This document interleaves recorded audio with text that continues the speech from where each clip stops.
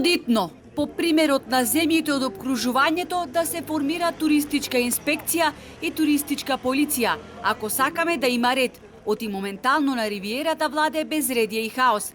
Нелегални туристички водичи од надвор сред Охрид на свој начин ја презентираат нашата историја, култура, традиција и минато.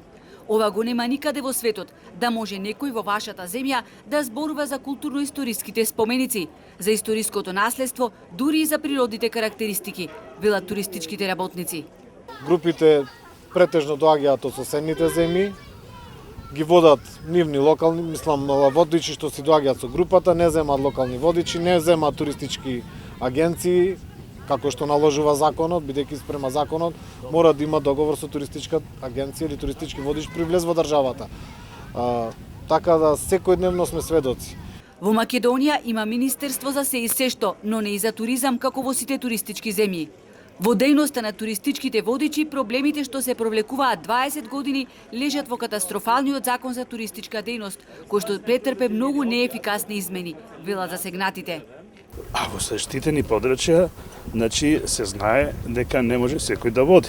Ако на Галичица водат исклучиво планински водичи, кои имат одобрение од Националниот парк, не може во заштитениот дел на стариот дел на град да водат било кој. Не само од Македонија, но и од другите се. Можете да приметите дека тамо е стварно хаосот.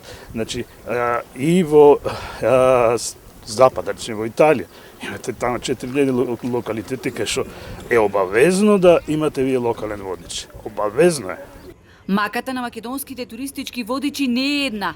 Тие укажуваат дека дури и ги нема, не постојат во националната класификација на дејности. Поради ова, Охридскиот факултет за туризам и угостителство сега е вклучен и работи на изготвување нова национална, но и европска класификација на дејности и занимања. Само на тој начин ќе се стави некаков ред и ќе се знае кој зашто учел и тоа да го работи. Оти немилосрдна е нелојалната конкуренција со која се соочуваат. Кој стигна работи како туристички водич и им го јаде лебот. Згорана се од Агенцијата за поддршка и промоција на туризмот кажуваа дека во земјава има општини во кои и покрај нивната развиеност нема нити еден туристички водич. Таков е примерот со Дојран.